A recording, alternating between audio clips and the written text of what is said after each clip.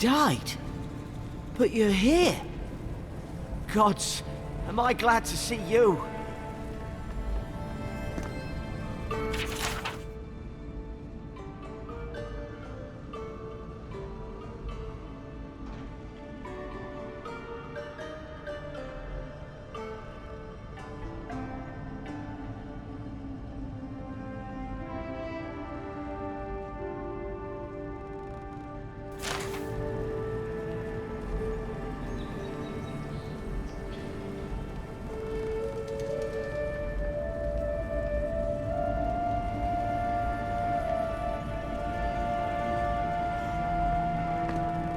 You've got some god looking out for you.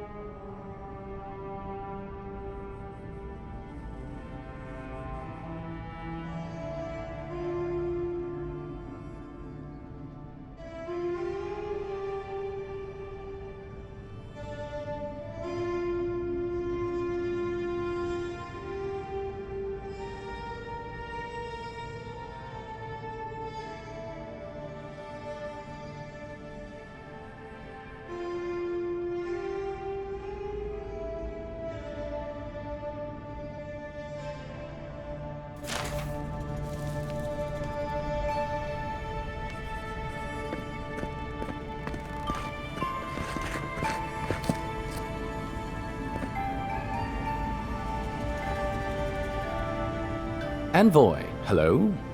I'm glad to see you on your feet. Kai. Tej. I'm surprised they let you in here. I'm surprised you're still gainfully employed.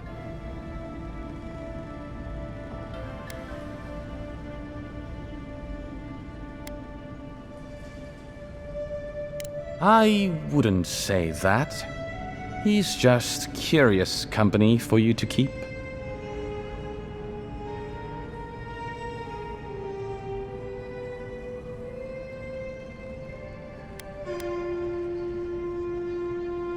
It's nothing like that.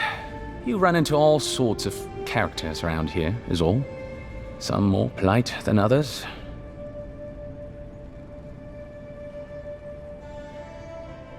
Well, Kai?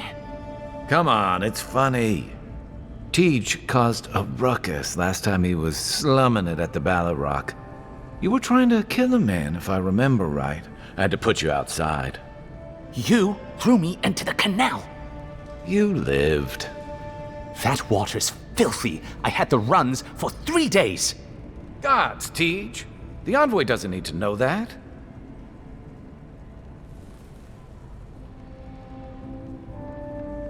The fellow cheated me. I couldn't let that slide. Or he'd think we were all marks.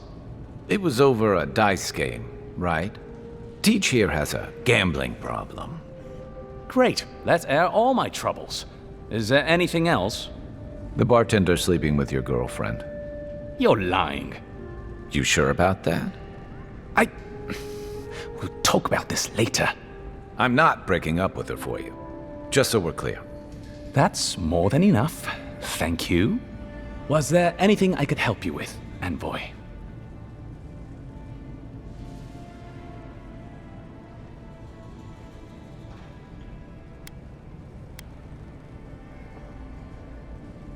The 7-foot-tall Aumaua with biceps the size of my head?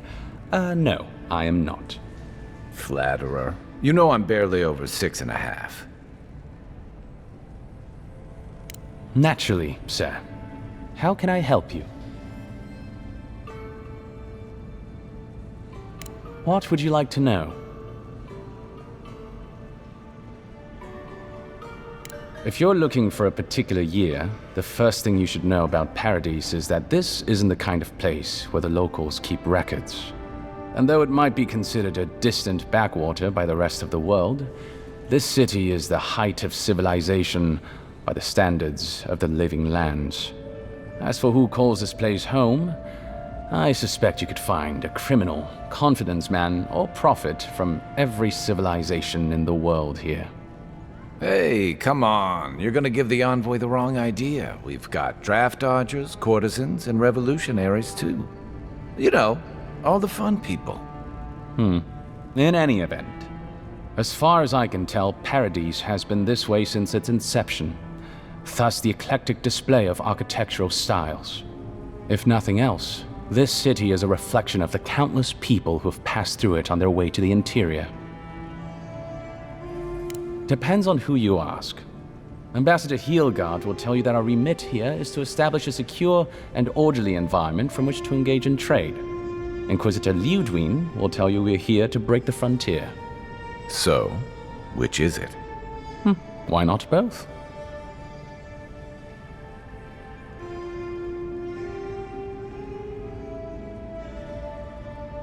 That's where you come in. Whether you find your desires aligning with the ambassadors or the inquisitors, neither can succeed until the Dream Scourge is ended. We are only beginning to see its effects here in Dawnshore, but the closer to the center of the island you go, the worse it gets. That bear you and the ambassador encountered in the Strangle Route isn't even the worst of it, and the tide of this soul plague is rising higher every day.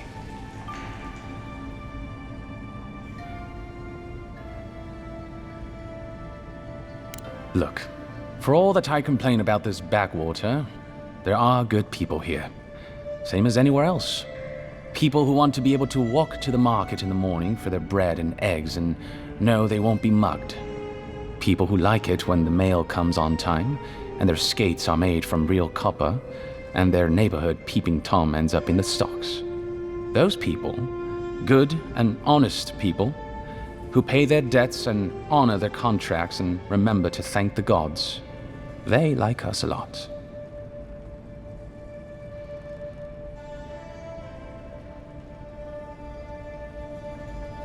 The Resistance, as such, are largely a group of misfits and criminals intent on undermining the rule of law. They take out loans with small Adir banking houses and do not pay them, then assault the bankers who attempt to collect. They agree to contracts with families in Adir seeking homes, and when their ships arrive, promptly abandon them. When we levy a small tax to fund the repair of city roads, they set our counting house on fire. And when our fishermen return to port, they board their ships and sink them. That's certainly one way to characterize them. It's not exactly wrong, but it's not exactly right either. For decades, people like them ruled this city through fear. We imposed order, and now they oppose us. You, unfortunately, were caught in the crossfire. Of course.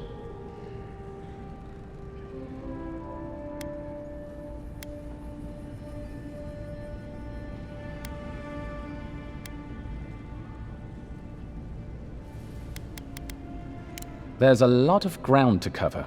Could you be more specific?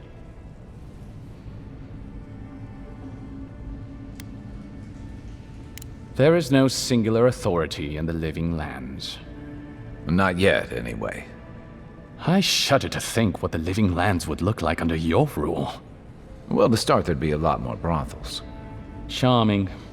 Power is invested in the leaders of the various townships scattered across the island. The largest are Fjord, Thirdborn, and Solace. None of which, I will note, are as safe and orderly as Paradise.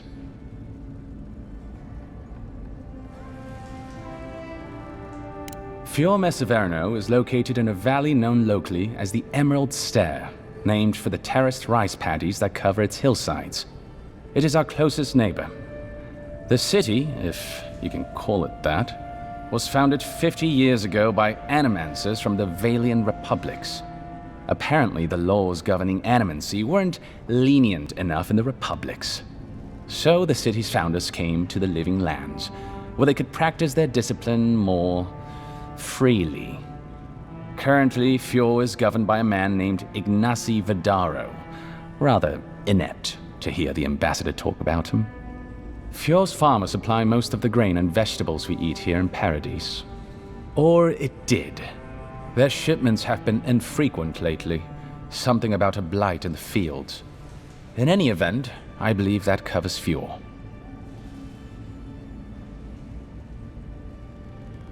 The Valian Republics are a collection of city-states in the Eastern Reach, southeast of our former colony, the Deerwood. The Republics began life as colonies of the Grand Empire of Valia, hence the name. But as Grand Valia's economy collapsed, well, the colony saw an opportunity to escape the influence of the Empire of Origin, and they seceded, much as the Deerwood did from Adir. Now a mature confederation in their own right, the Republics have recently indulged their own expansionist ambitions in the Deadfire Archipelago. Through their merchants in the Valian Trading Company, the Republics will sell you anything you could ever wish to buy. Up to and including people. We should count ourselves lucky they've had no interest in the living lands. In a struggle between our Emperor and the Republic's great dukes, well, I doubt we would come out on top. But if anyone asks, I was not the one who told you that. Everything you need to know about Thirdborn is in its name. It was founded by the Thirdborn children of Rawatai, Navy dropouts, smugglers, and hands for hire. Almawa and Orleans, mostly. Home sweet home. You're free to go back any time you like. I like my current circumstances just fine, thanks. They are people, in short, who couldn't cut it in the civilized world and had to make room on the margins. Unfortunately, they are currently besieged by the Dream Scourge. We have sent some troops to lend what help we can, and the mayor, Temerity, was appropriately grateful, but I don't know how long they'll hold out.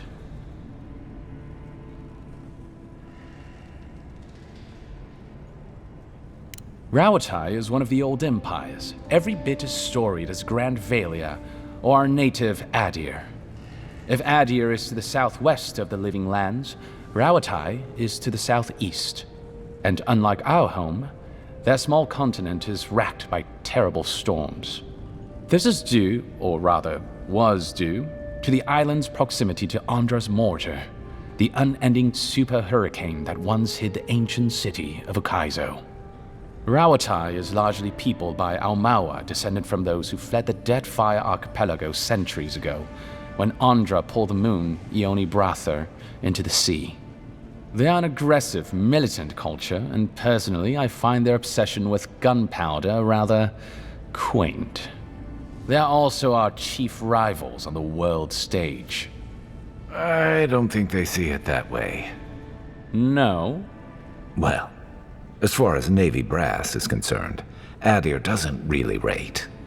Now you're just making things up. Sorry to be the bearer of bad news, but we don't think about you at all.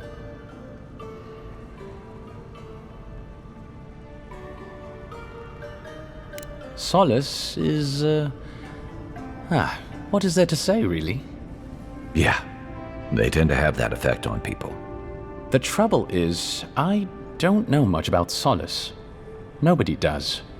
They are an isolationist community of Pargrunan dwarves who live in the forbidding ways of Galawain's tusks.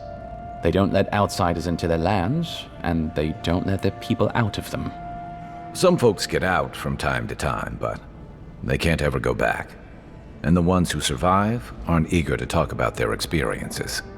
People aside, the land itself is incredibly hostile. The island's volcano, Mount Forja, rests at the heart of the region, and it's recently become active. Half the land is lava rock, and the other half is, well, literally lava. I don't know why anyone lives there. I have to assume they're all insane. You have no idea. Naturally. The Pargrunan are a unique community of mountain dwarves originating in Old Valia. As a people, they've made their name as explorers, builders, miners. No doubt you've seen their ruins in your travels, here, back home in Adir, and all across the world. They maintain a rich tradition of oral storytelling, chanted magics, and ritual carving, which they take great pains to record and transmit across their various communities. Even the most physically isolated Pargrun is not alone. Somewhere, one of their people is thinking of them and planning an expedition. Abidan must cherish them. You sound like you admire them. I suppose I do.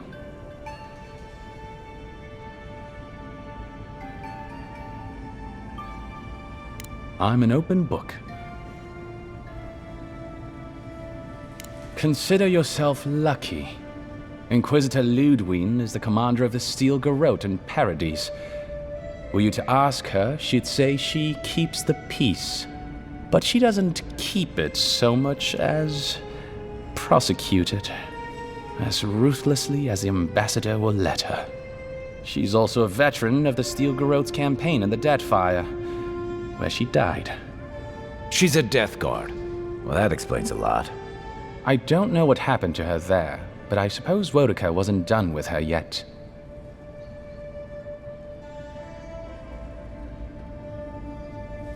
Cryptic Neil!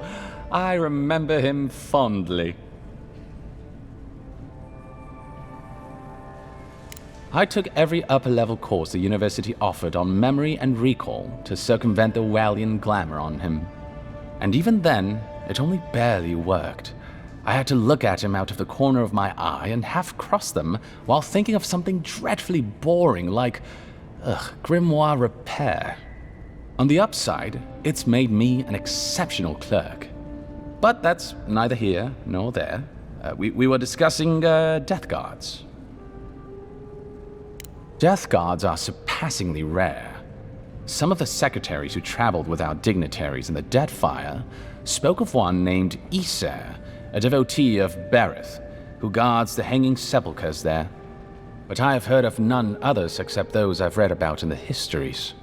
They are people, most often paladins or priests, so devoted to a cause that they simply refuse to pass on to the wheel when they die. Their soul haunts their body. The passion required to sustain them devours their flesh, and they swiftly turn to bone. I've never read a history nor tale of a death guard that did not end with them going quite mad. When they lose their capacity to care for anything but their cause, they cannot love. And when they cannot love, they cannot be merciful. And so everything before them becomes only an obstacle. I only met her once. She was a mid-level member of the Steel Garrote then, chasing oathbreakers who'd fled Adiran law. She'd come back to the Imperial Archives to borrow a map to a place called Oathbinder's Sanctum. I remember she was furious because the map was quite poor. She worried about finding the place, about properly executing her duty to her god. She wanted, I think, to do a good job. So, while clearly she has changed, in some sense, I'd say she's much the same.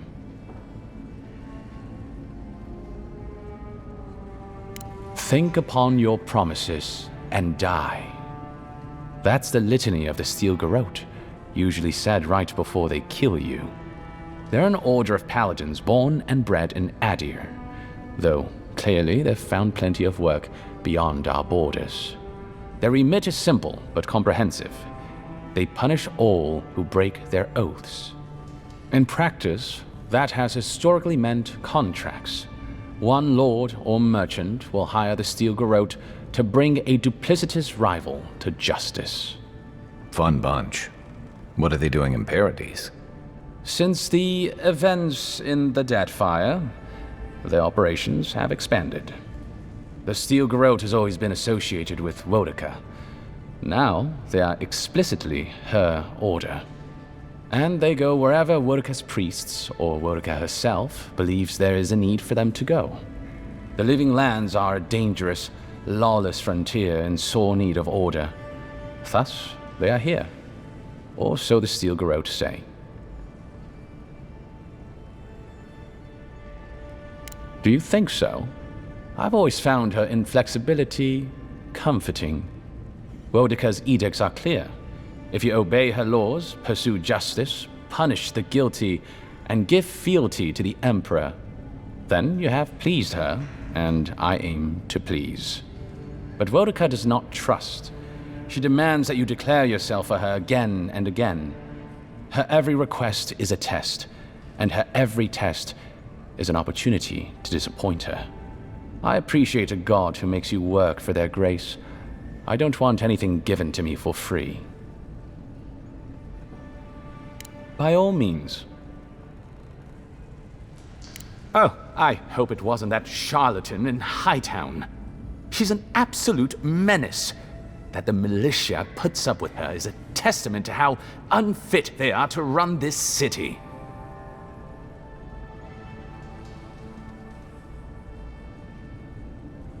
Ah, Runid.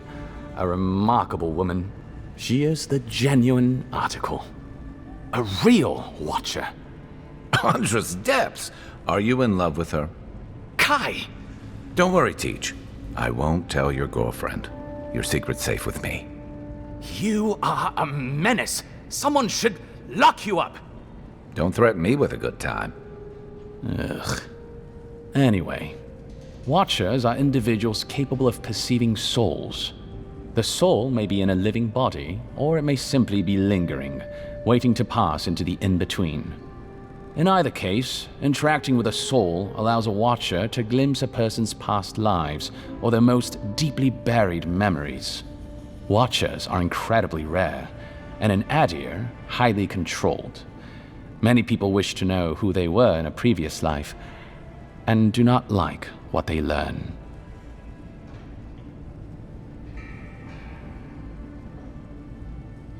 The smart ones stay hidden. They do not announce their powers, perhaps not even to themselves.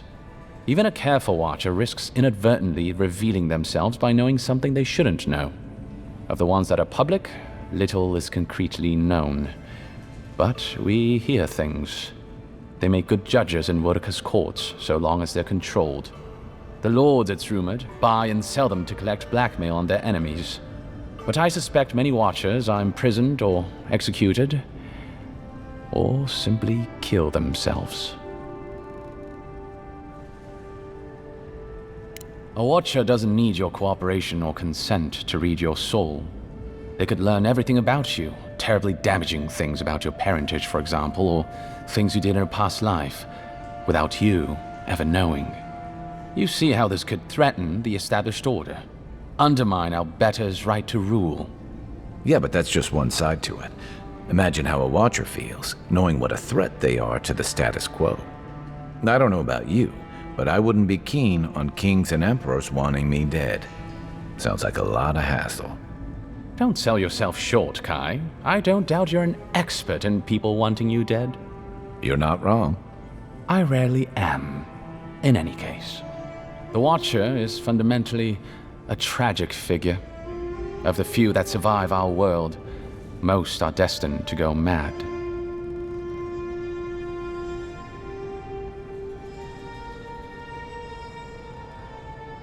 Yes and no.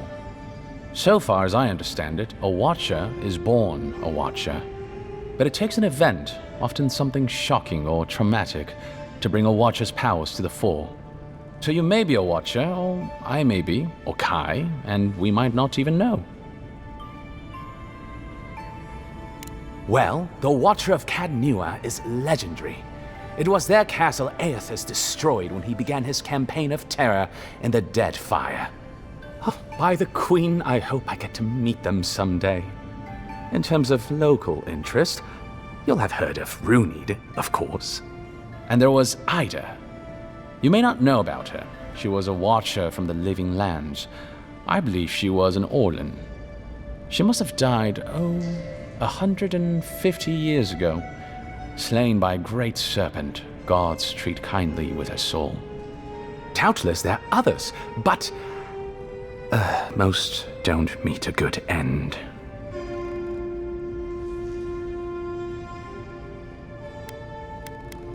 Of course.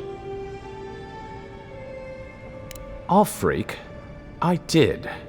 Terrible shame what happened to his brother. It sounds like his injuries were severe. I saw you two talking. I hope you can help him, Envoy.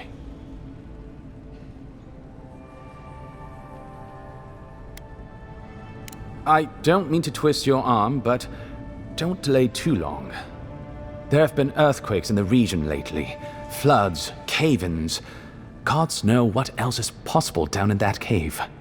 You're the only one we have with the expertise for that kind of field work. Aside from the people in trouble down there, which says something to the danger in that cave. Whatever I think of the Expeditions Corps, they serve a vital purpose to the Empire. I'm glad it's you going after them.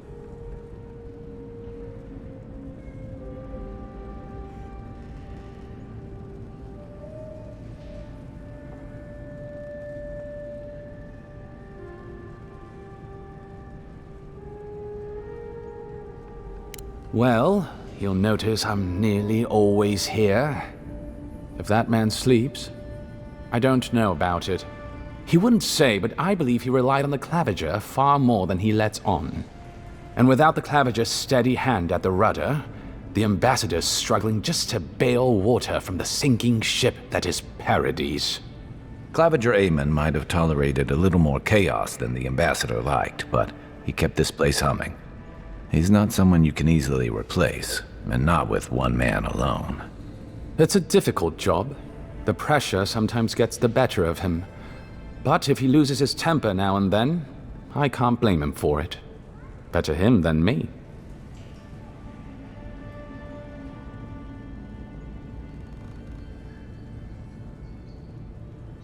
He doesn't know what to do with himself. You know, in our first days here, he'd often walk to the end of the docks at sunrise. The work was done, the embassy was closed, and he'd still be wearing the same clothes he'd slept in at his desk. And he'd just stare out over the sea. He always seemed dissatisfied back then. I suppose, years later, he still does.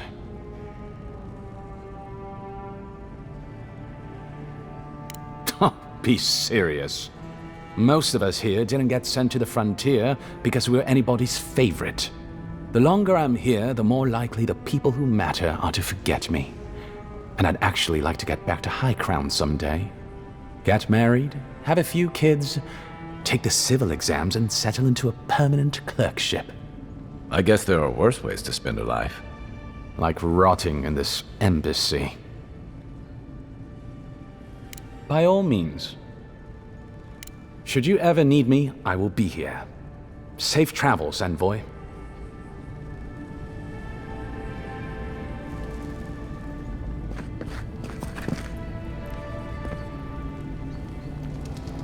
Envoy, is it really you?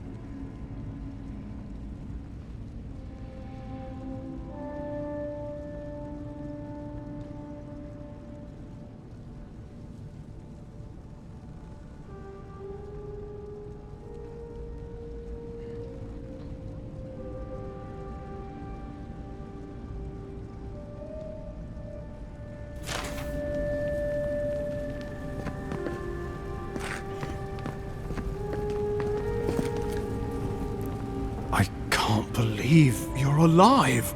When they dragged you to Liviana's clinic, I assumed the worst. How do you feel?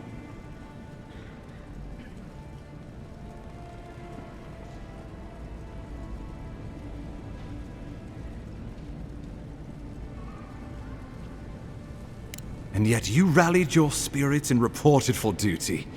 Your dedication is admirable. But we'll return to the topic of your untimely demise shortly. Our first order of business is your purpose here in the Living Lands. You said you had a missive for me from the Emperor?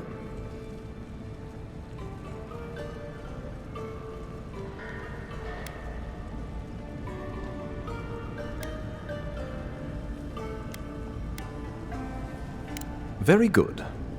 I'm eager to see what our Emperor intends.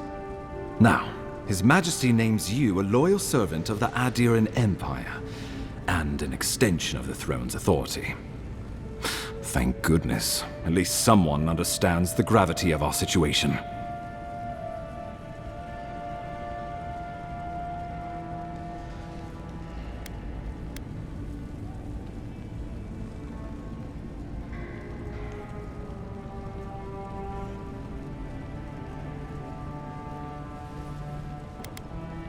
Here's something to tide you over, but your work isn't finished just yet. You've seen how wild the Living Lands has become, both in nature and in politics. Sometimes I think the island has a mind of its own.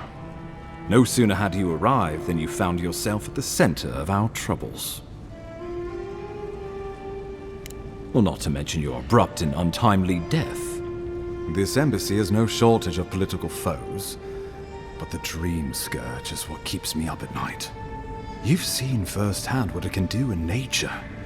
We can't let it reach the cities.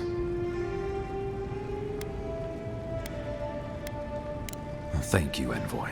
The island is in capable hands. Inquisitor Ludwig thinks the plague is a distraction. She's more concerned about these local rebels fighting against the Empire.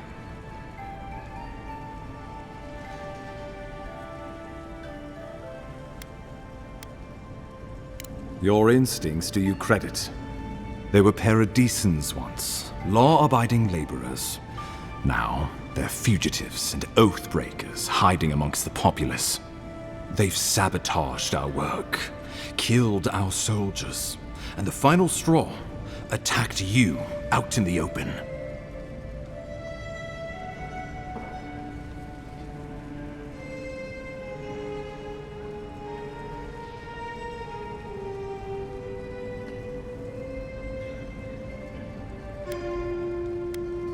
Something about a labor dispute gone wrong, I think. The Steel Garrote got involved, and it turned quite ugly. A lot of disputes arise because people here have a strong aversion to being told what to do. I won't lie to you, Envoy. Our position is tenuous. If we can't even defend ourselves, how are we to defend the Living Lands? But defend it we must, for the sake of everyone who calls this island home. Inquisitor Ludwig demands that someone hang for the attempt on your life. These Paradisan rebels must face justice.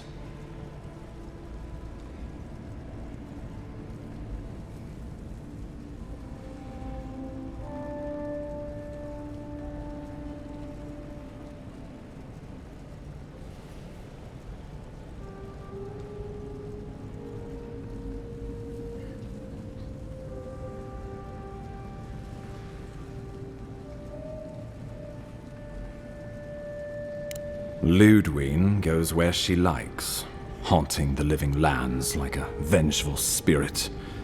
She'll reappear when she chooses, and not a moment sooner. Let's make sure to give her some good news for a change. Not many get a chance to solve their own murder, you know. I know someone who could help. A dwarven tracker named Marius. Kith or beast, there's little he can't find. He's staying at the Grinning Ballarrock, not far from Liviana's infirmary. We just take the main road east to the market, then head down the stairs and cross the canal. Rough part of town, even by the standards of Paradise.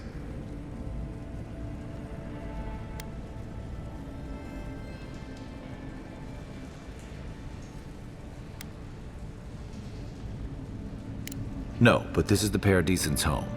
They're very good at hiding here. And Marius is good at finding things that want to remain hidden. Marius is from the Tusks, about the harshest and remotest place the gods ever created, even by the standards of the living lands. Trickery, lies. The gods did not build this place. Let's just say no one survives out there without picking up a few skills, the kind we'll need if we're going to find hidden assassins. Especially if they're from the streets of Paradis. I suggest you recruit as many allies as you can, but choose carefully. They, like you, will represent the Empire. Oh, before you go, we received a report from Liviana about your condition. Apparently, you're in fine shape. Once your killer has been dealt with, you can come and go as you please. Remember, the assassin is out there. You have the element of surprise. I suggest you use it.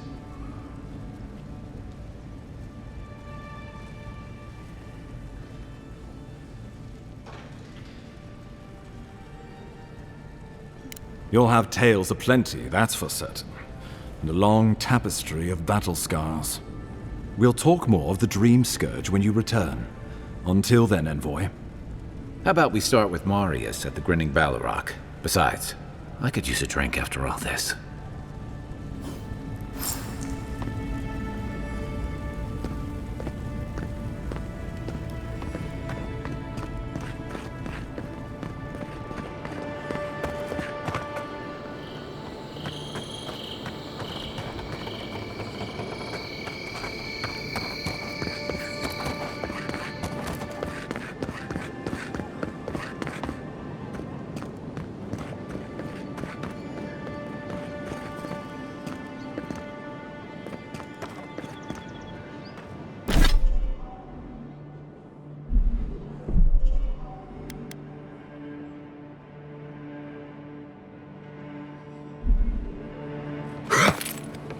Wouldn't want their diplomats going hungry or sober.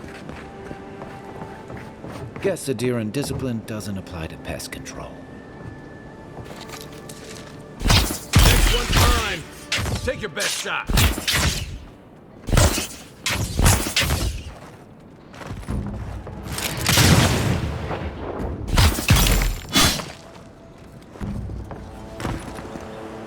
Who's ready for more?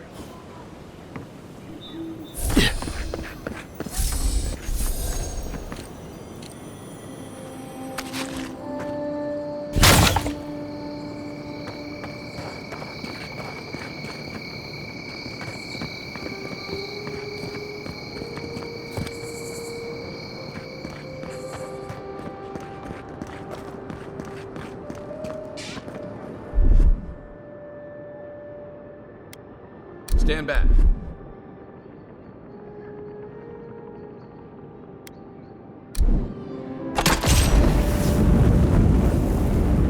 I think the new owners like company.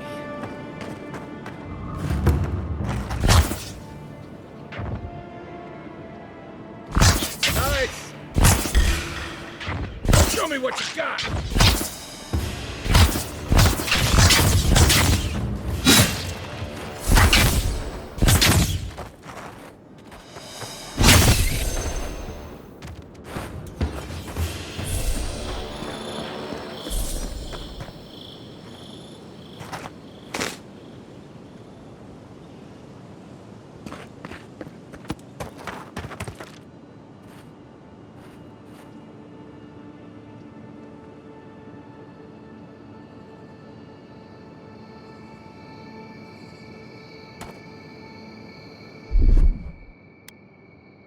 Ready, aim.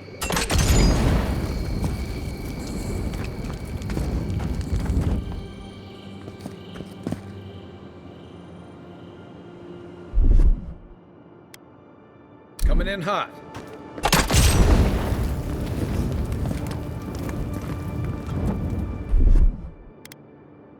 Here it comes.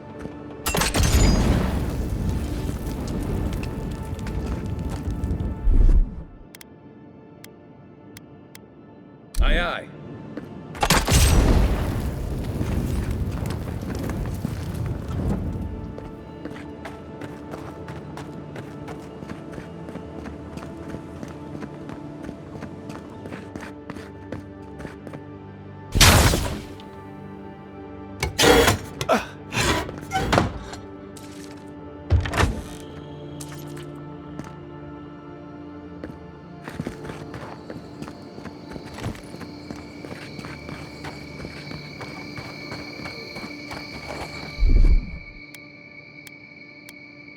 Coming in hot.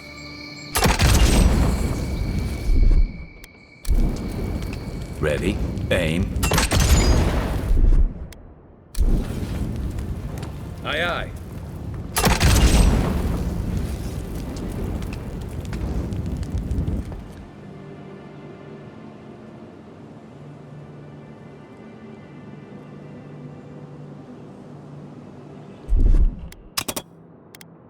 Here it comes.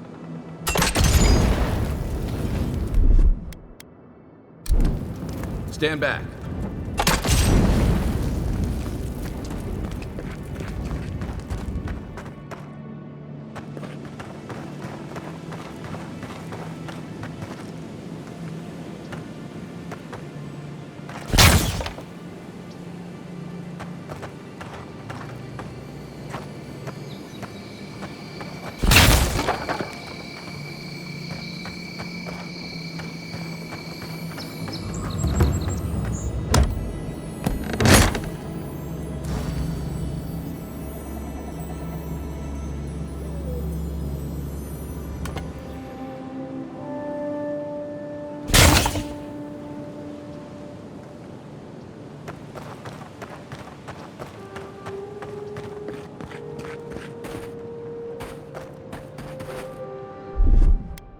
Ready, aim.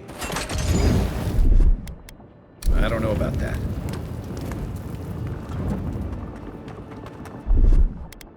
Aye, aye.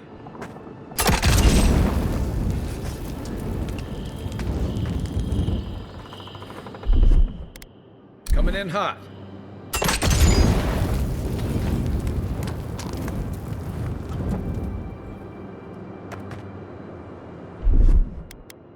Stand back.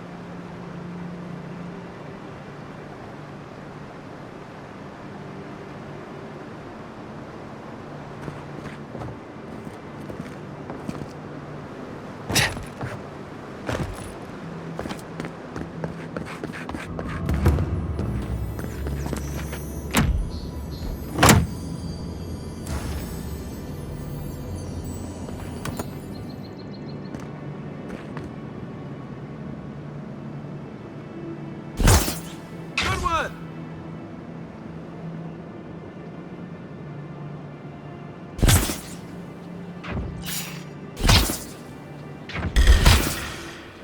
Oh, no, you don't!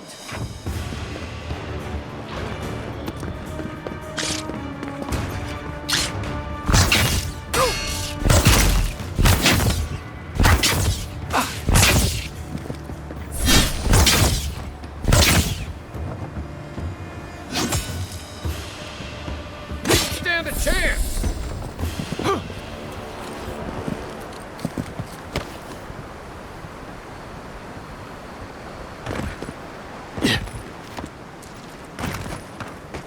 Hope you don't mind spiders.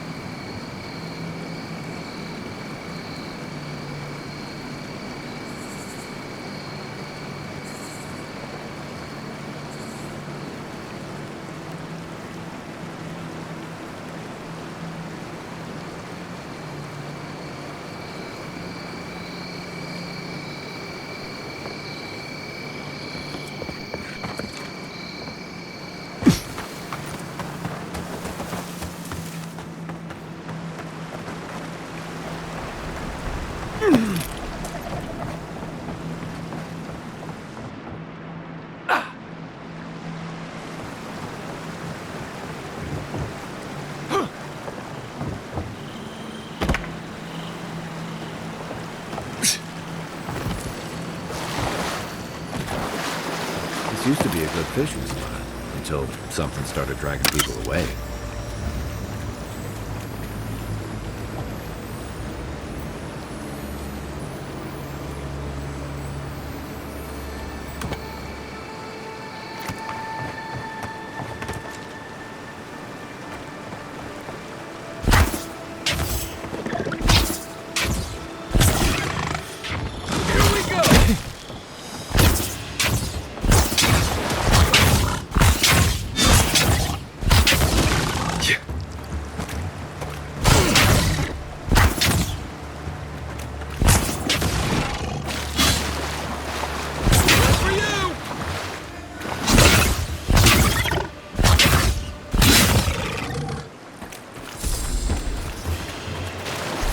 Just getting warmed up.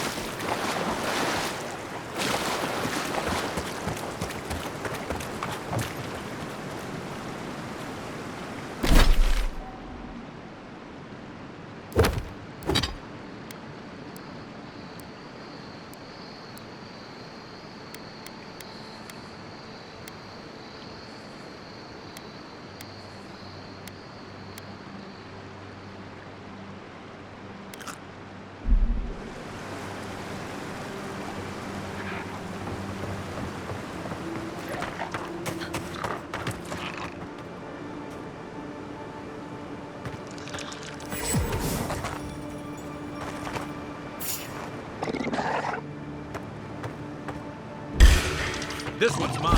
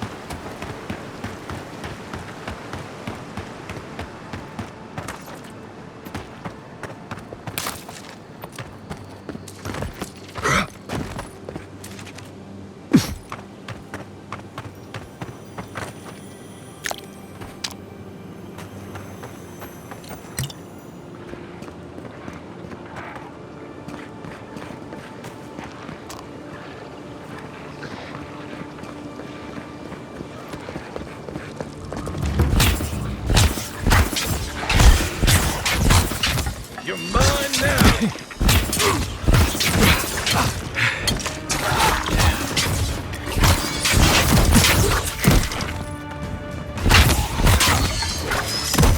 Next one's mine!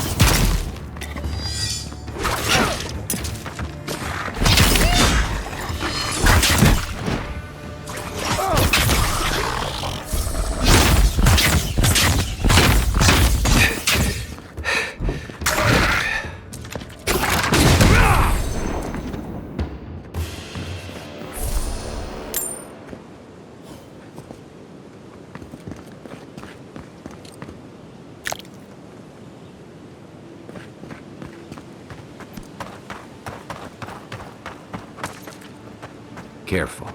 Looks like spiders nearby.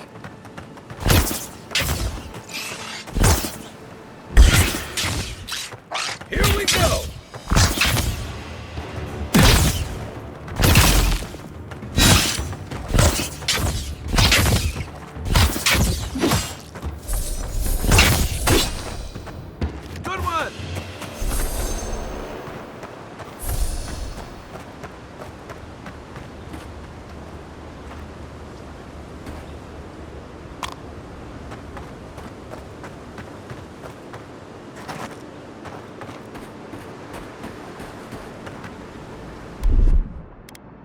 Here it comes.